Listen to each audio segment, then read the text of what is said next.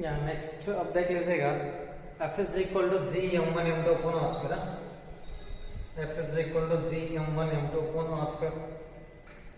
ठीक, इसमें हम फाइंड आउट करना है dimensional formula of G, that is the universal gravitational constant. Gravitational constant G is what? Gravitational constant. Gravitational constant का हम क्या फाइंड आउट करना पड़ेगा? डायमेंशंस फाइंड आउट करना पड़ेगा। ठीक, अब देखो इसमें से हमको जी चाहिए ना, जी इज इक्वल टू क्या लिख सकते बताओ?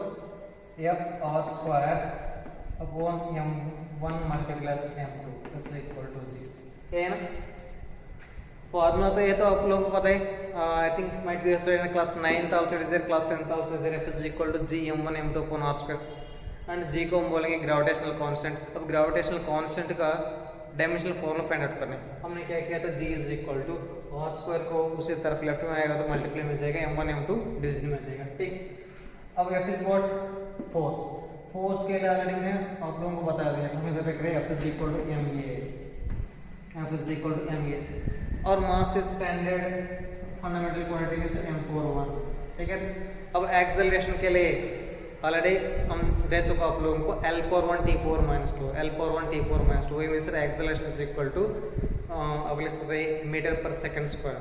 ठीक है, यूनिट एक्सेलरेशन यूनिट्स क्या होगा? एक्सेलरेशन के यूनिट्स आप लिखेगा तो मीटर पर second. Metre means sir length on L power 1 and T square.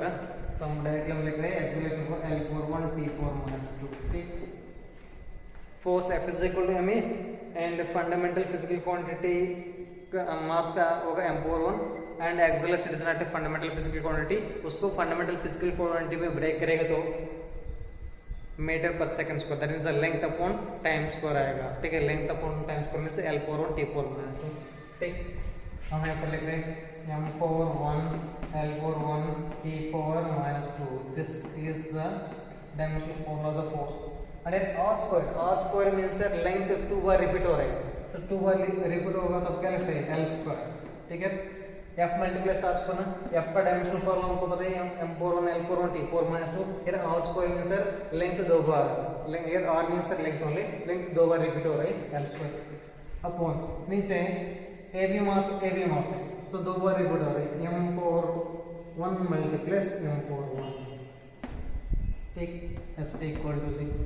सो इसमें से m पावर 1 एक m पावर 1 गेट कैंसिल। अभी क्या हो सकता है? L power L cube T power minus 2 upon m power 1 is equal to 0। अब इसी m पावर 1 को ऊपर लेके जाएगा तो m power minus 1 L cube T power minus 2। This is the dimensional formula of a gravitational constant. Gravitational constant. So explain some of the examples and बाकी तो आप करना पड़ेगा। So I can do anything, so in that there is no trick also. अब क्या करना है? आपको बुक में 41 दिया होगा, ये 41 का अब फॉर्मूला ऐड करना पड़ेगा।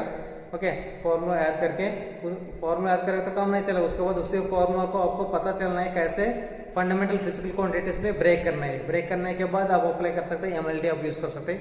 सो मोस्ट ऑफ द केसेस में MLT and some of the only means some of the few physical quantities में आप यूज करना पड़ेगा, that is the current use करना पड़ेगा एंड सम ऑफ देम में टेम्परेचर यूज करना पड़ेगा। ठीक, इतना है। So this is about the some of the examples. Okay, या next classification of the quantities. हमारे ये तो डायमेंशंस यूज करके अपने क्वांटिटीज में सर फिजिकल क्वांटिटीज। ठीक है, सॉरी क्वांटिटीज को हमने डिवाइड किया था। Classification of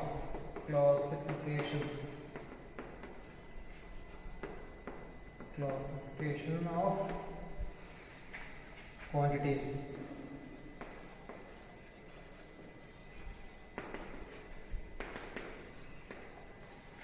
first one is dimensional variables.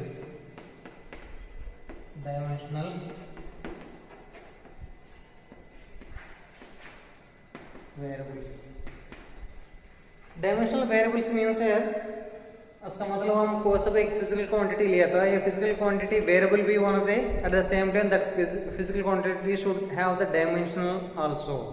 ठीक है, what is the meaning of this statement means है डायमेंशनल वेरिएबल्स। ठीक है, हम कोई सा भी एक फिजिकल क्वांटिटी हमने लिया था, ये फिजिकल क्वांटिटी के लिए डायमेंशंस भी होना चाहिए और at the same time that physical quantities can be considered as variable. Suppose आपने लिया था वेलोसिटी, ठीक है, वेलोसिटी टाइम टू टाइम क्या होगा, अब लिख रहे हैं velocity is equal to distance upon time, distance upon time. अब देख लेना ये दोनों पर डिपेंड करेंगे। अब 1 सेकंड 2 सेकंड 3 सेकंड टाइम अलग अलग होगा तो ऑटोमेटिकली वेलोसिटी क्या हो रहा है, वेरिएबल हो रहा है, ठीक है। अब ऐसे कुछ फिजिकल क्वांटिटीज होते हैं उनका ये वेरिएबल भी होगा eight the same time dimensions भी होगा। ओके, उसी such type of quantities we can say that dimensional variables, dimensional variables, ठीक है। उसी फिजिकल क्वांटिटीज के क्या होना चाहिए, डायमेंशंस होना चाहिए at the same time that physical quantity should be variable also, ठीक। एग्जांपल वेलोसिटी लेकर है, velocity example I am writing velocity, velocity is equal to distance upon time. इसको अप्लाई करेगा तो L power 1 T power minus 1, so dimensions 4 है, that's why it is a dimensional and at the same time it is a variable, ठीक। and the second one non-dimensional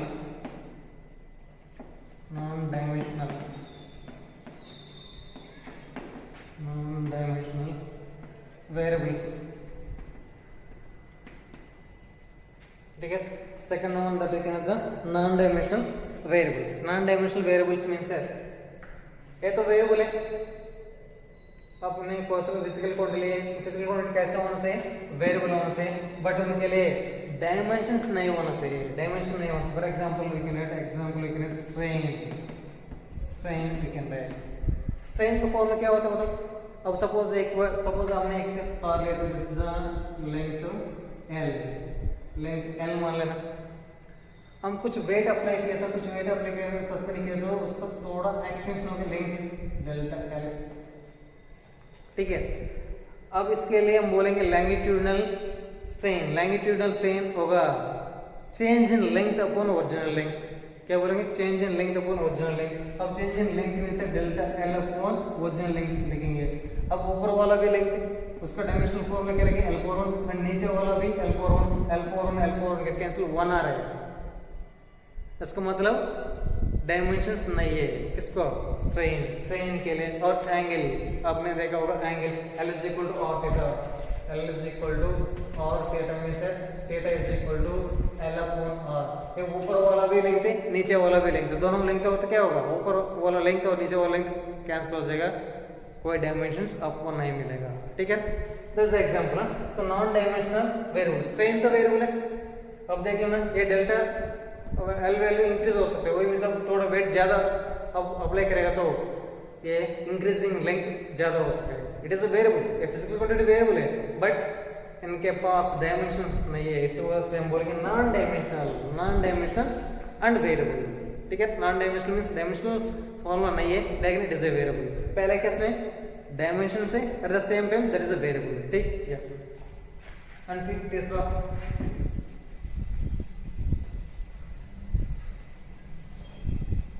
constant and variable किस suffix होते हैं, dimensional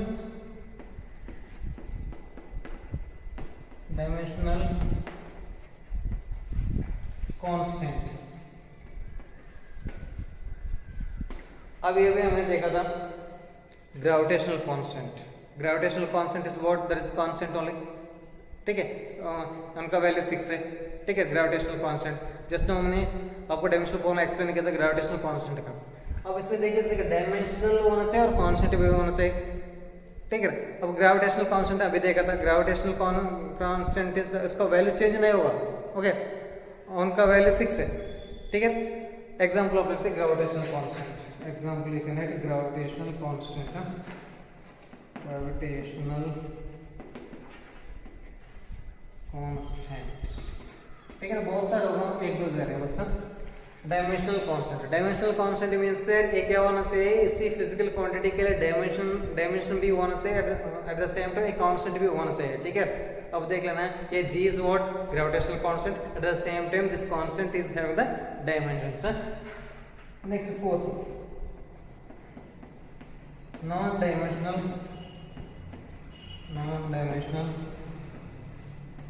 constant, इसका dimensions नहीं होगा, non dimensional means and it should be constant. Example means this is pure numbers 1 2 3 4 4 and so on, ये सब को हम बोल सकते हैं कांस्टेंट। वन का वैल्यू चेंज होगा, इंडिया में भी वन है और दूसरा कंट्री में हो तो उधर भी वन है वो, ठीक है। अब देखना है ये 1 2 3 4 और सो ऑन, इसको हम क्या बोलेंगे, कांस्टेंट। कांस्टेंट लेकिन इनके लिए डायमेंशंस नहीं है, ठीक है, दैट्स व्हाई इसको हम बोलेंगे non dimensional constant.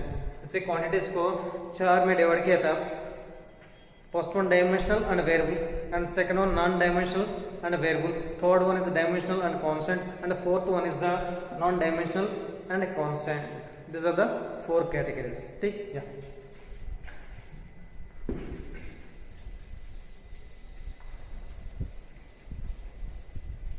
Next concept है क्या रहते हैं, principle of homogeneity.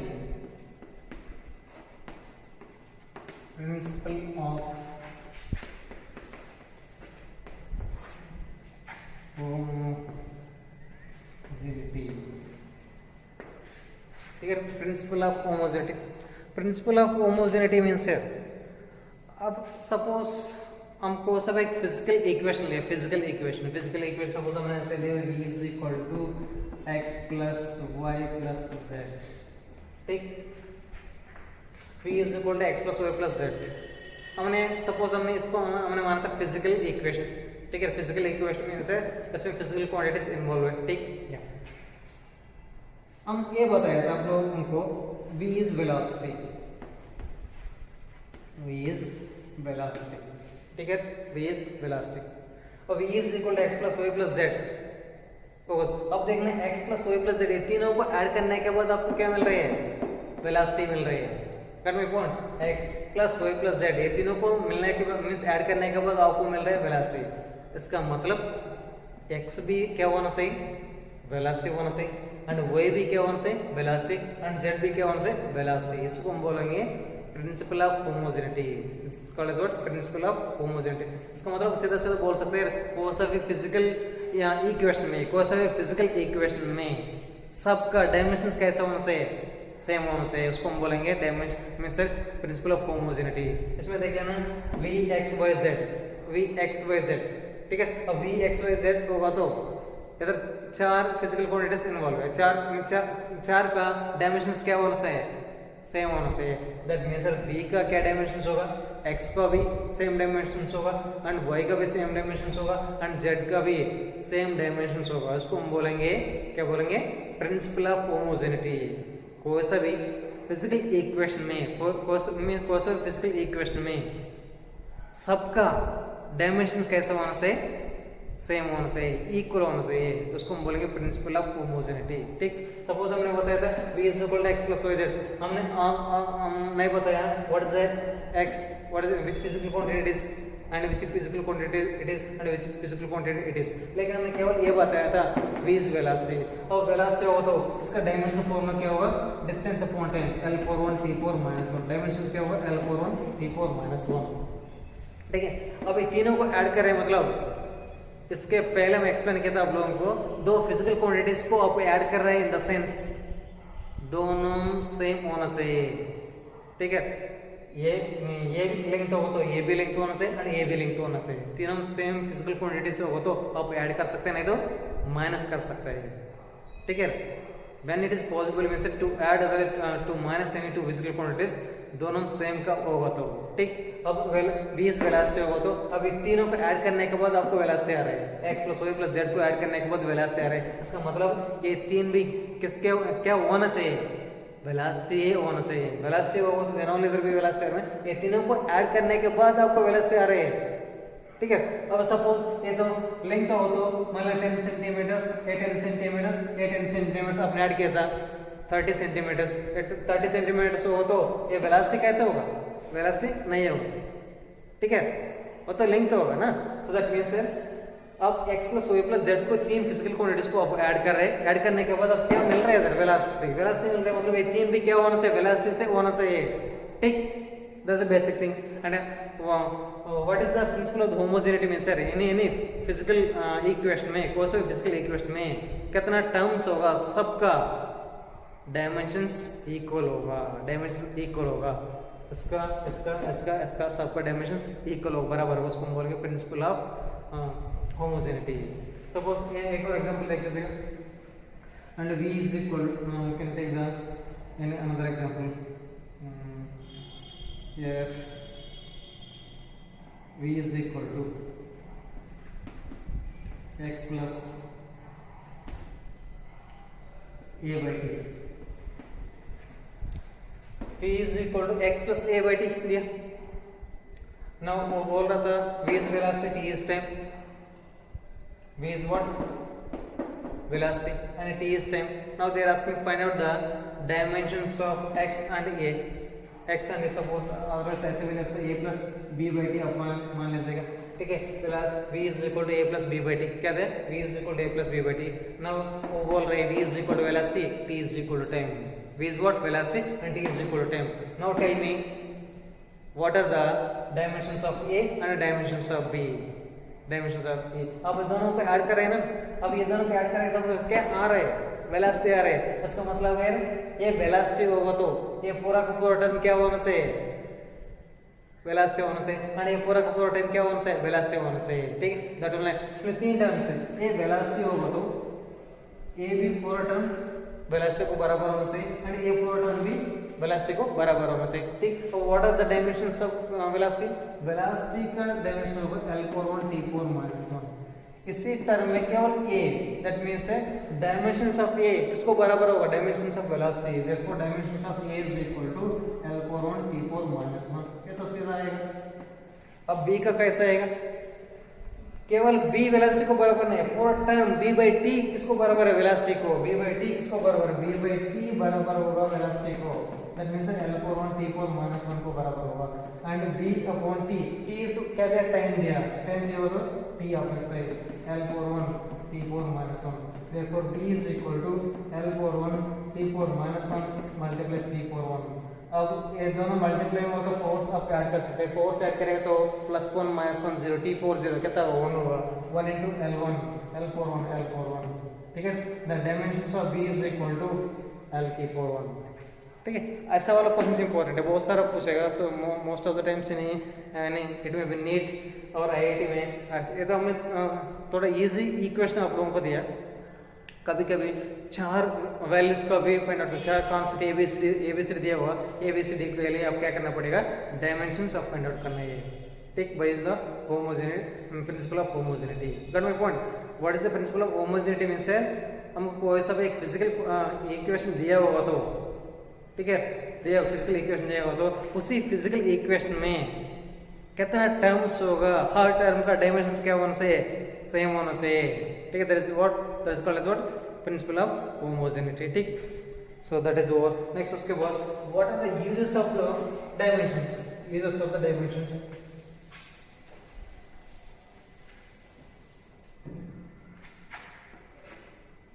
Uses of dimensions.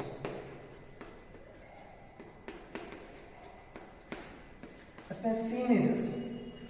पहले यूज हम एग्जांपल के साथ एक्सप्लेन करें. फिर तीनों के एग्जांपल के साथ एक्सप्लेन करेंगे. पहले हम क्या कर सकते हैं?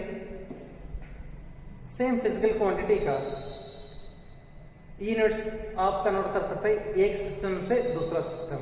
सपोज हमारे फोर्स मान लेना. फोर्स का एसआई यूनिट क्या होगा? न्यूटन होगा. एंड सीजे एसआई यूनिट क्या होगा? डाइन होगा. ठीक है. एक सिस्टम से दूसरा सिस्टम में कन्वर्ट कर सकते हैं यूनिट्स को. ठीक है. यूनिट्स में से डिफरेंट फिजिकल क्वांटिटी का नहीं है, सेम फिजिकल क्वांटिटी का. ओके. हमको कोई सा भी फोर्स दिया, फोर्स का फिजिकल क्वांटिटी का unit in SI system Newton and CGS में डाइन. अब कन्वर्ट कर सकते हैं न्यूटन को डाइन में. 1 न्यूटन इज इक्वल टू कितना डाइन्स होगा? अब कन्वर्ट कर सकते हैं. ठीक. What is the first is we can convert the units from one system to another system by using the dimensions. so आप क्या कर सकते हैं? यूनिट्स को एक सिस्टम से दूसरा सिस्टम में कन्वर्ट कर सकते हैं. ठीक. या इसके लिए आप लोग पहले हम क्या कॉन्सेप्ट दिया आप लोगों को देखने से n1 u1 is equal to n2 u2. n2 u2 कौन सा भी फिजिकल क्वांटिटी के लिए ये हम देख सपोज है 1 metre is equal to 100 centimetre. So क्या होगा? n1. 1 is n1. This is the other u1. This is n2 and this is u2. ये कॉन्सेप्ट पहले आप लोगों को एक्सप्लेन किया था. n1 u1 is equal to n2 u2. Otherwise आप N U is equal to concentrate करना, that means कोई सा भी फिजिकल क्वांटिटी को कैसे रिप्रेजेंट करेंगे, कोई सा भी physical quantity, given physical quantity को you can represent in the form of N U. N is what, number, numerical value, and U is unit. ठीक है, to represent any physical quantities आपको न्यूमेरिकल वैल्यू चाहिए and unit चाहिए. ठीक है, this both unit. ठीक, अब देखिए हमने एग्जांपल लिया था force. What is the first use of the dimensions, हमने क्या बोला है, यूनिट्स को एक सिस्टम से दूसरा सिस्टम को कन्वर्ट कर सकते हैं. सपोज हमने फोर्स लिया था, फोर्स का ऐसे यूनिट में सिस्टम के न्यूटन, इसी न्यूटन को आपको इसमें कन्वर्ट करना पड़ेगा, डाइन में कन्वर्ट करना पड़ेगा. ठीक है, कोई सा भी फिजिकल क्वांटिटी का यूनिट्स को एक सिस्टम से दूसरा सिस्टम में आप कन्वर्ट कर सकते हैं. कैसे, n1 u1 is equal to u2 ना. अब इसको मान लीजिएगा आप SI unit, this is what SI unit ना, एंड इसको मान लीजिएगा series unit, series system, this is SI system, this is the series system. ठीक है, SI सिस्टम. सो n1 में से 1 newton, so n1 is equal to 1 newton. n1 value कितना होगा, 1 न्यूटन. अब 1 न्यूटन किसको बराबर होगा फाइंड आउट करना पड़ेगा. ठीक है, n1 मतलब क्या था, न्यूटन में मेजर करें ना, 1 newton. n1 is equal to suppose हमने लिया तो 1 न्यूटन. ठीक, अब n2 आपको नहीं पता है, 1 न्यूटन इज इक्वल टू कितना डाइन्स होगा फाइंड आउट करना पड़ेगा. दैट ओनली ना, unit of the force in SI unit क्या लिख रहे हैं, न्यूटन. ठीक है, अब एक न्यूटन कितना डाइन्स का बराबर होगा आप निकालना है. हमने ऐसे लिखा था n1 u1 is equal to n2 u2 हमने लिखा. इसमें देख लीजिएगा दोनों अलग अलग सिस्टम है. एक तो SI सिस्टम है, ये तो सीजीएस है, लेकिन ये दोनों को मल्टीप्लाई करने के समय दोनों क्या आ रहे बराबर. So that is the 1 into m is equal to 100 into centimetre, ये दोनों बराबर हो गए सर. ठीक है, that's why I am writing directly. Okay, ये कांसेप्ट पहले आप लोगों को एक्सप्लेन किया है, कर चुके हैं हम लोग. So n1 is equal to 1 newton ना, और e1 मींस व्हाट, यूनिट्स. अब यूनिट्स के न्यूटन, अब न्यूटन हो तो अब 1 न्यूटन कैसे लिखेंगे, फोर्स इज इक्वल टू क्या लिखेंगे, force F is equal to m, normally क्या लिखेंगे, F is equal to ma लिखेंगे. दैट मींस 1 न्यूटन ना. अब इसको यूनिट्स मींस डायमेंशंस लिखेगा तो फोर्स का डायमेंशंस आप लिखेगा तो क्या लिख सकते हो, बताइए, m41 l41 t4 - 2 t4 - this is the dimensional formula of force. ठीक है, n1. अब u1 की जगह में क्या लिख सकते हैं, m41 l41 t4 - 2, लेकिन सफिक्स में 1 लिख दीजिएगा. सफिक्स में 1 क्या लिखना है, सफिक्स में 1. Why am I writing the 1 means है, that only I told. आप यूनिट देख के, आप यूनिट को देख के क्या लिख सकते हैं, फंडामेंटल यूनिट को देख के मींस यूनिट्स को आप देख के अब क्या लिखते हैं, dimensions. This the n1 u1 unit देख के आप डायमेंशंस लिख सकते हैं. ये तो n2 and u2 means m41 l41 t4 - 2, suffix में 2 2 2 लिखेंगे. डायमेंशनल फॉर्मूला तो सेम है, dimensional formula will be same in the, it में बी SI यूनिट और सीजीएस यूनिट, लेकिन ये 1 और 2 इंडिकेट करेगा. ये तो SI का सिस्टम है, ये 2 इंडिकेट करेंगे सीजीएस सिस्टम में. ठीक, अब n1 वैल्यू ऑलरेडी हमको पता है, n1 वैल्यू कितना लिया, सपोज हमने कितना लिया तो 1 न्यूटन लिया. अब 1 न्यूटन कितना डाइन्स को बराबर होगा, n2 फाइंड आउट करना पड़ेगा. n1 is equal to 1 Newton. ठीक, फिर 1 रिप्लेस कर सकते हैं. ठीक, अब 1 रिप्लेस करें तो क्या होगा, 1 into समथिंग m41 नहीं तो ऐसे भी लिख दीजिएगा. ठीक है, m41 l41 t41 power 2 upon m241 l241 t2 power -2 is equal to n2 upon n1. हमने क्या किया था, ये दोनों मल्टीप्लाई में ना, मल्टीप्लाई में हो तो ए वैल्यू को लेफ्ट में लाया डिवीजन में जाएगा, और ये n1 मल्टीप्लाई में ना उधर जाएगा तो डिवीजन में जाएगा. n2 upon n1 is equal to, ये ऐसा लिख सकते हैं. ठीक, या